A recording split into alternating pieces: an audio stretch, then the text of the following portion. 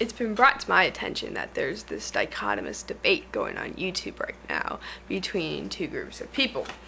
On one spectrum side, you have the extreme vegetarians, and on the other side you have extreme meat eaters. And both of these it's almost political, it's almost like a lifestyle, I've noticed with these people, both groups.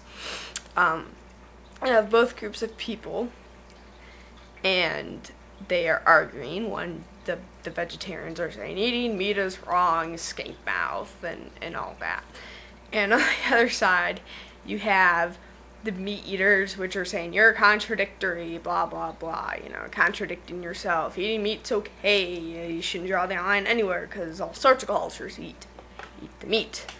And it seems to boil down to this issue of morality for some reason. So today I'm going to use this opportunity to play devil's advocate for both sides of the meat and the not eating of the meat, and we'll see how we go.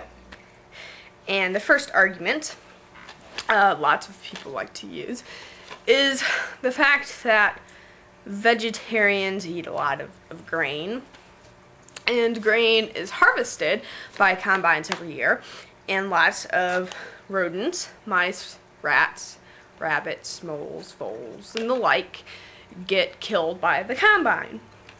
Yes, this is true. In fact, there is a book and a movie based off of this. The book was called Mrs. Frisbee and the Rats of Nim. The movie, was renamed to The Secret of Nim. Very compelling story. That's the first argument meat eaters used against vegetarians. And I've seen some vegetarian rebuttals against it, which I think are very good.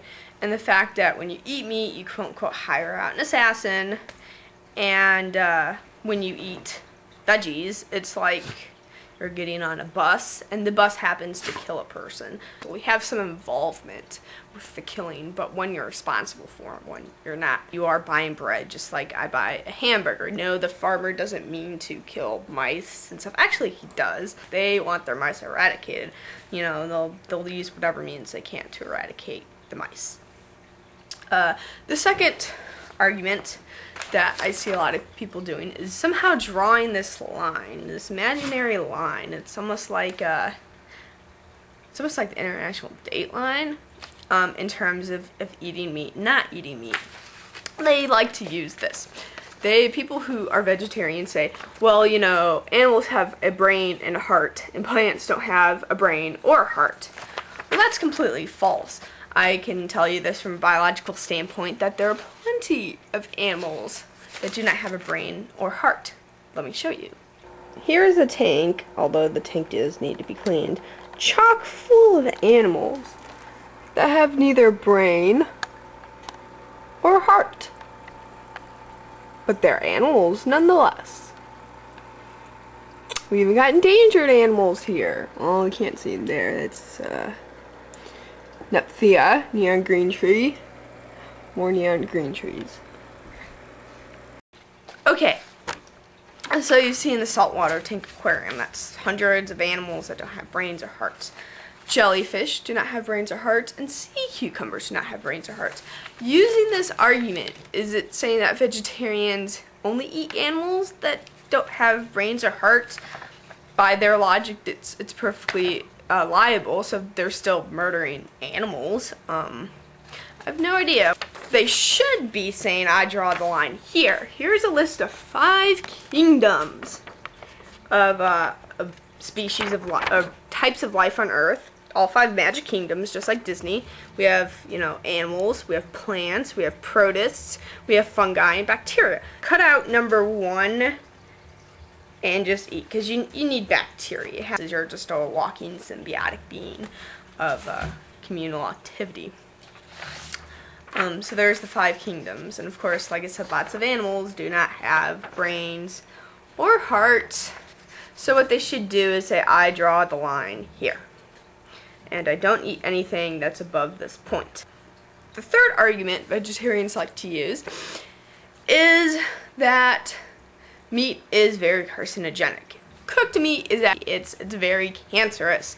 However, you can neutralize most of the free radicals that come from eating meat if you eat vitamin C, because that neutralizes the free radicals. So as long as you're getting an efficient amount of vitamin C in your body, chances are you'll be okay for the long run. If vegetarians want to use the argument that eating meat causes cancer and you might die from cancer, so don't eat the meat, that's also saying don't drive a car because you can die in a car crash, so you shouldn't drive a car. Well, okay, there's lots of risks in life. You're just gonna have to take them. My favorite food is buffalo. And, my favorite meat is buffalo. And, buffalo is actually more humanely raised and slaughtered than a lot of meat in this country. Unfortunately, the price shows for it, and I can't always afford the buffalo because the meat's so expensive. So poor people like me are reducing the cheap meat. But let me ask you this. A lot of these people doing these videos, vegetarians, all wear these name brand clothes and these trendy clothes and sunglasses and shoes. Where do they buy their clothes at? Are they aware that children are suffering for their clothes? That, they're made in a sweatshop and the children are going through almost the same conditions as the animals being slaughtered are, cramped environment, no airflow, bacteria, disease, starvation. I hope they're aware of this. I would buy free-range meat if I could, and small farmer meat, and, grass-fed, well taken care of, if I could afford it. I can't afford it. So I'm stuck with, for now, unfortunately, the guilty of eating meat. And there's good in the world, too. I mean, just because I eat meat doesn't mean I care for animals. My dog eats meat, and my dog's a rescue dog. There he is, sleeping on his bed. Well, one of his beds. There's some toys. Yes, I have a pet dog. And, dogs being carnivores, or if they have a cat, they eat meat. My question to you guys, your fundamentalist vegetarians, is that do you have a pet? Does it eat the meat? Do you have a pet fish? Fish eat meat. Look at fish flakes. They're ground up fish. If you have a pet cat, gotta feed the cat food.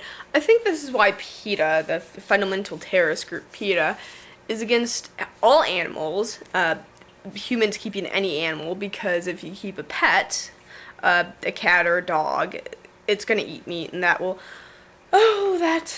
contribute to the inhumane and unnecessary slaughter of cows and pigs and chickens.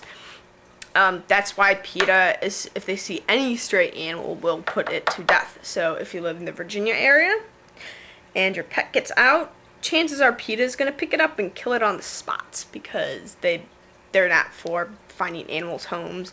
They're for liberating animals from human grasps. And you can actually email Ingrid herself about this. I have other pets too. I have snakes. Some of my snakes were rescued. Here's a snake. Over here is a whole collective of some more snakes. Yes, in Asia they eat snakes. I'm well aware of that. In fact, in the West, here in America, they even eat snake too. Rattlesnake. It's very popular. Do I eat snake? No. And they eat the meat too. I'm working on raising my own meat for snakes, raising my own snake meat, mice.